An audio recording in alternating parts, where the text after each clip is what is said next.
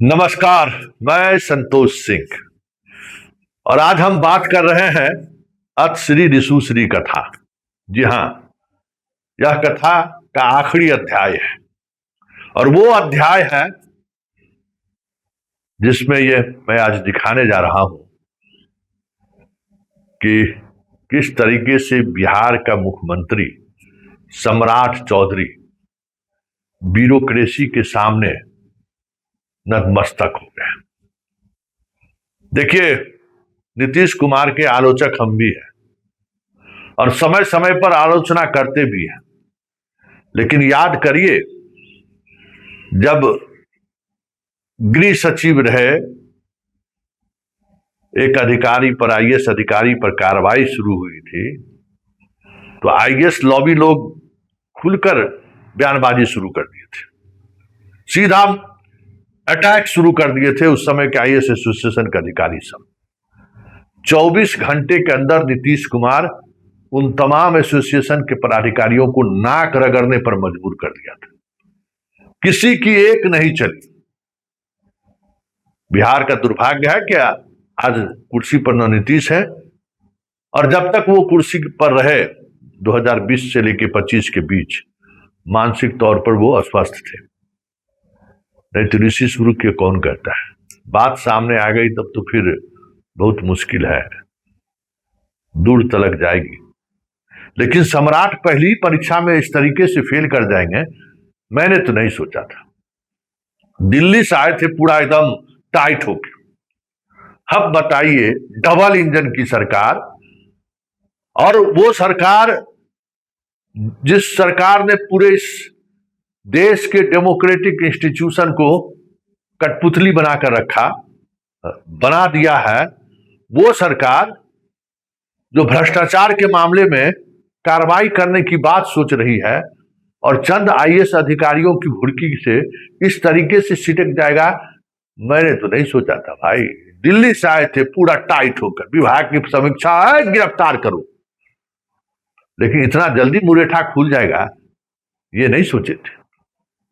तो चलिए, सबसे बड़ी खबर यही है कि ऋषि मामले की जांच अब बंद कर दी गई है। स्पेशल विजिलेंस यूनिट न ऋषि को पूछताछ के लिए लेने वाली है और ना ही ईडी के उस बार बार आग्रह के बावजूद भी बाकी अधिकारियों पर एफआईआर दर्ज करने की मूड में है।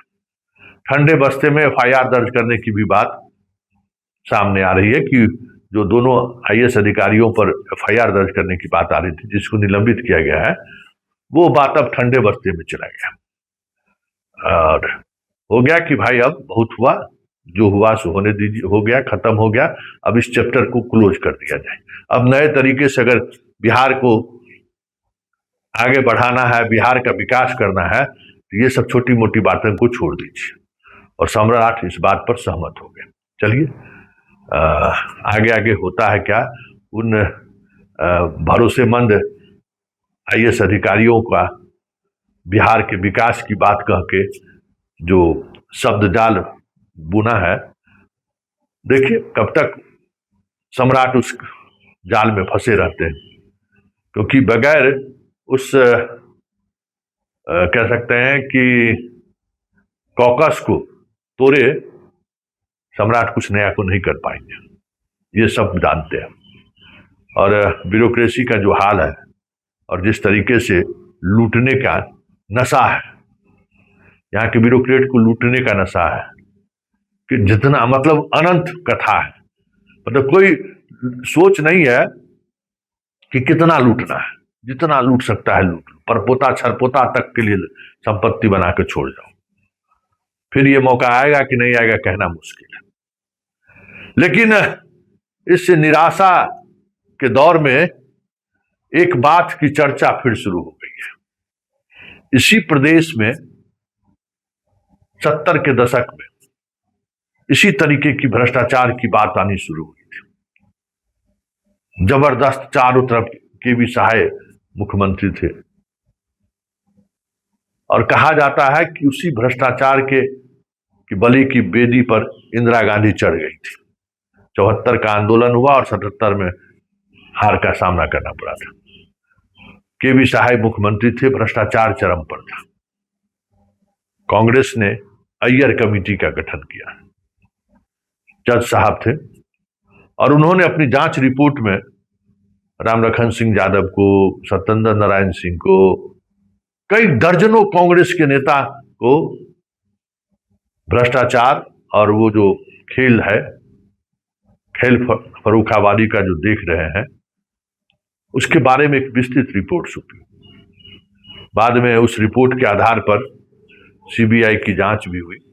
सीबीआई का जांच उस समय में किस तरीके से होता है सबको पता है। बीपी मंडल को इस्तीफा देना पड़ा था इस रिपोर्ट के बाद। बड़ा बबेला मचा था बिहार में।